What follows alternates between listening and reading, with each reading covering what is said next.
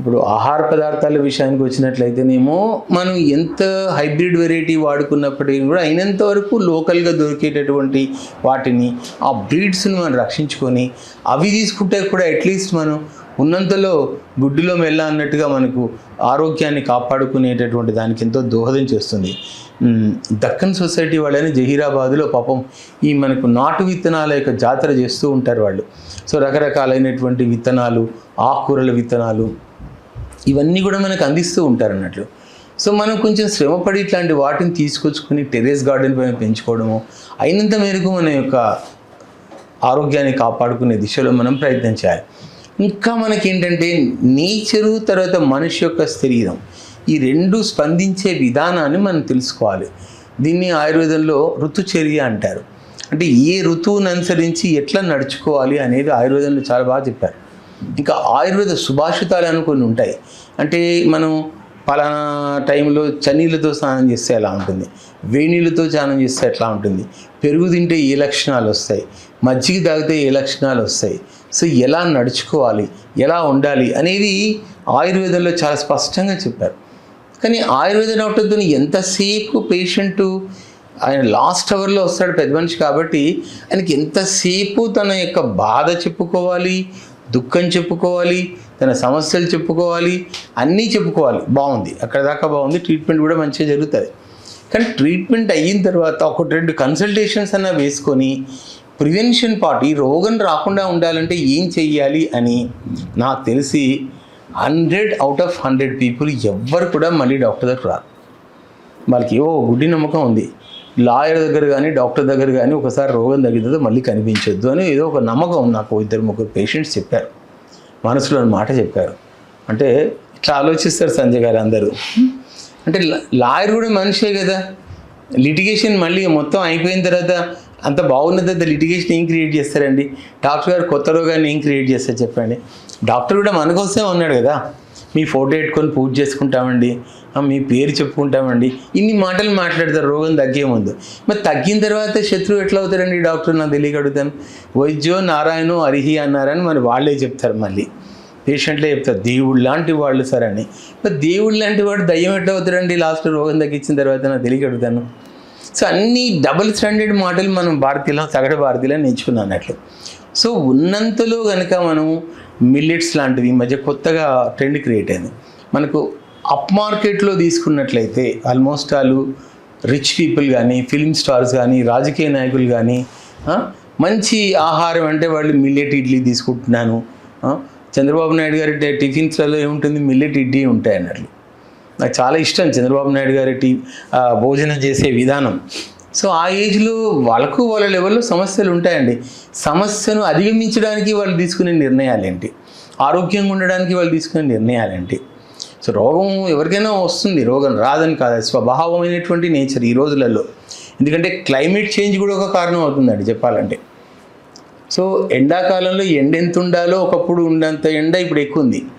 శీతాకాలంలో ఎంత చల్లదనం ఉండాలో అంత ఉండాలి, ఎక్కువ ఉంటుంది. వర్షాకాలంలో వర్షం ఎంత ఉండాలో వర్షం అంత ఉండాలి, కానీ ఎక్కువ ఉంటుంది. వెంటనే వాతావరణం మళ్ళీ పొడిగా మారిపోతూ ఉంది. సో క్లైమేట్లో కూడా ఇట్లాంటి మార్పులు వస్తున్నాయి కాబట్టి మనకు ఉన్నటువంటి తూర్పు ముఖ ఒకటి ఆహారాన్ని ఉన్నంతలో పాటు మనకు వైడ్ వెరైటీ ఆఫ్ ఆహార పదార్థాలు ఉన్నాయి కాబట్టి వాటిని మలుచుకొని ఉన్నంతలో మన ఆరోగ్యాన్ని మనం మలుచుకున్నట్లయితే, ఒక పక్క ఆయుర్వేదాన్ని తీసుకుంటూ ఇట్లాంటి ఆహార పదార్థాలు తీసుకున్నట్లయితే ఉన్నంతలో మంచి ఆరోగ్యాన్ని పొందేటటువంటి ఆస్కారం అయితే ఉందండి. అయితే ఇప్పుడు పాయింట్ వచ్చేసి ఏంటంటే, ఎక్కడ రోగాలు తగ్గుతున్నవి ఏమిటి అనే విషయం పైన మనకు చాలా వరకు స్పష్టమైనటువంటి అవగాహన లేదండి. మరి ఇప్పుడు అలోపతిలో చాలా రోగాలకు మందులు లేవండి.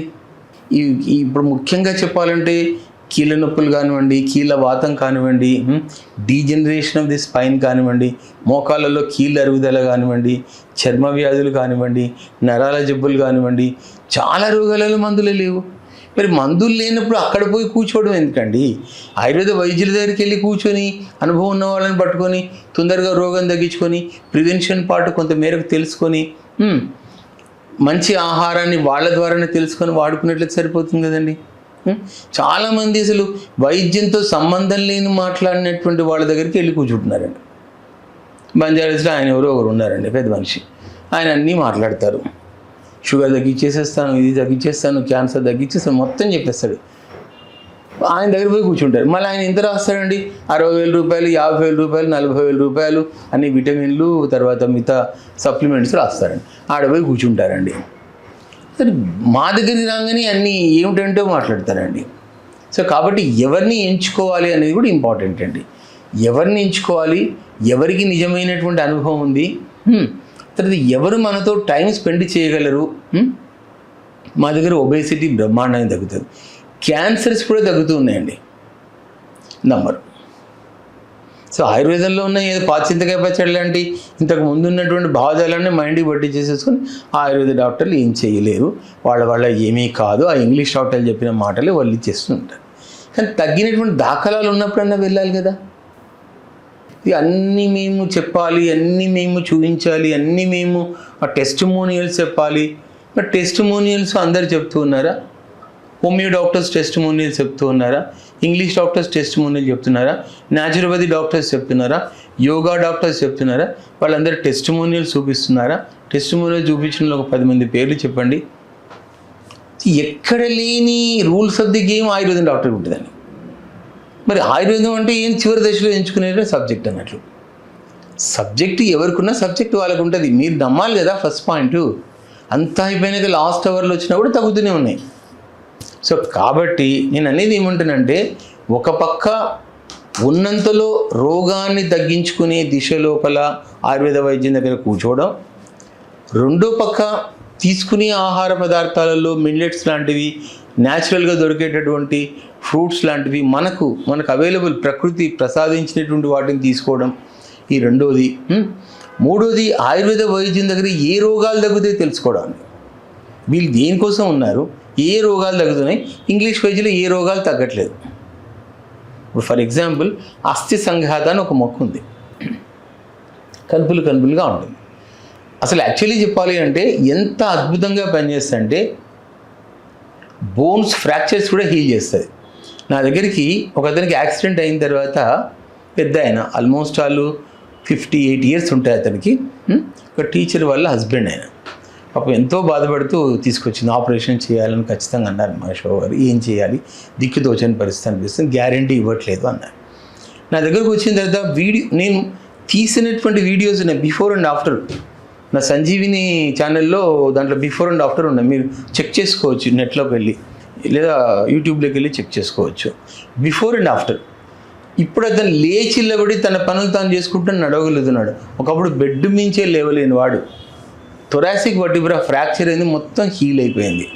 దాంట్లో ప్రధానంగా ఉన్నది అస్థి సంఘాత, నల్లేరు మొక్కతో తయారైన ఔషధం ఉంది అందులో. తర్వాత డిసీజ్లో ఇంకా ఏమేమి అంశాలు ఉంటే వాటికి కూడా మెడిసిన్స్ ఉన్నాయి. కేవలం ఒక నల్లేరు ఒకటే కాదు, అంటే నల్లేరు బోన్ అతకడానికి హెల్ప్ చేసింది, అది ఒకటే కాదు కదా, ఇతరత్ర అంశాలు కూడా ఉంటాయి. సో ఇట్లాగా వైద్యుడి దగ్గరికి వెళ్తే ఒక ఎంఆర్ఐ తీస్తారు, అవసరం ఉంటే ఎంఆర్ఐని స్టడీ చేస్తారు, అందులో ఏమేమి ఫ్యాక్టర్స్ ఉన్నాయి అవన్నీ స్టడీ చేసుకున్న తర్వాత ఔషధాలు ఇవ్వడం జరుగుతుంది అన్నట్లు. తీసుకోవాల్సిన కేర్ అండ్ కన్సర్న్ ఏంటి, ఏ రకంగా రోగం తగ్గుతుంది, పీరియడికల్గా తర్వాత ఒక్కొక్క స్టెప్ బై స్టెప్ ఔషధాలు వాడిన తర్వాత ఎలాంటి బెనిఫిట్స్ వస్తున్నాయి, ఇవన్నీ చూస్తారు. కాబట్టి వైద్యం దగ్గరికి వెళ్ళాల్సినటువంటి అవసరం ఉంది. ఇప్పుడు మీకు యూట్యూబ్లో చెప్పేటటువంటి వాళ్ళందరూ ఇవన్నీ విషయాలు చెప్తారా? చెప్పారు కదా. వాళ్ళకి ఏం తెలుసు చెప్పండి? ఒక మొక్క, ఒక ఆకు, ఒక గింజ, ఒక బెరటు, అంతవరకే అయిపోయింది. ఎన్ని రోజులు తీసుకోవాలి, ఎంతకాలం తీసుకోవాలి చెప్తున్నారా? మీరు చూడొద్దని మేము అంటలేము, మీరు వినొద్దని మేము అంటలేము, వాళ్ళ గురించి మేము కామెంట్ చేయాలని మేము చేయట్లేదు. మేము చేసేది ఏంటి? Putting you people in a right direction. అరే బాబు అలా కాదురా నాయనా, ఇలా కూడా ఉంది చూసుకోండి, ఇలా కూడా ఉంది కనుక్కోండి, ఇలా చెప్తున్నారు ఆలకించండి, ఇది కూడా ఆలకించండి. ఏది బాగుంటుంది తీసుకో. 2 ఆకులు తగిలితే రోగం తగ్గిపోయిందంటే నేను కూడా హ్యాపీ కదా. నిన్ను నా దగ్గరికి పిలిపించి నీ చేతిలో డబ్బులు ఖర్చు పెట్టించి నాకేమో సరదా నా చెప్పండి, లేదు కదా. సో కాబట్టి ఆరోగ్యంగా మనం ఉండాలి అంటే ప్రధానంగా ఎక్కడికి వెళ్తే రోగం తగ్గుతుంది.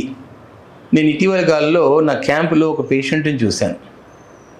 ఒక 35 సంవత్సరాల యువకుడు, పక్షవాతం వచ్చింది. పక్షవాతం వచ్చిన తర్వాత అతన్ని మా క్యాంపుకి తీసుకొచ్చారు. ఇప్పుడు అతను లేచి నిలబడి ఈ లెఫ్ట్ హ్యాండ్ని కూడా పూర్తి స్థాయిలో పని చేయించగలిగే స్థాయికి వచ్చాడు. అంటే బ్రెయిన్లో ఉన్న క్లాట్ కరిగినట్టా కాదా? కరిగింది కదా. ఆయుర్వేద మందులతో కరిగించే పరిస్థితి ఉంది.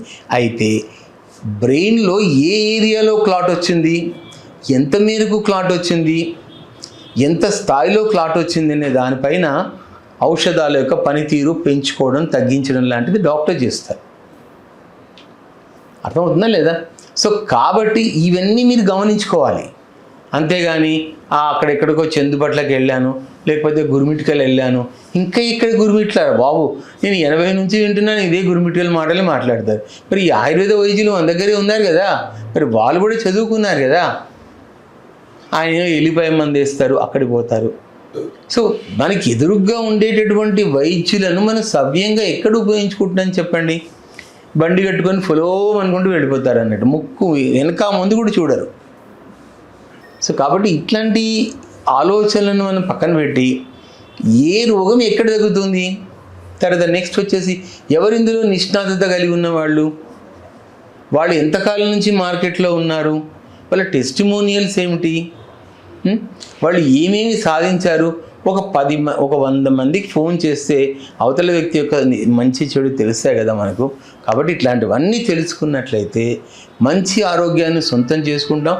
ఉన్నంతలో మనం కూడా ఫిజికల్ ఎక్సర్సైజ్ చేసుకోవడం, వాకింగ్ లాంటివి చేసుకోవడం, ఇట్లాంటివన్నీ మనం చేసుకున్నట్లయితే మంచి ఆరోగ్యాన్ని పొందేటటువంటి ఆస్కారం ఉంటుంది.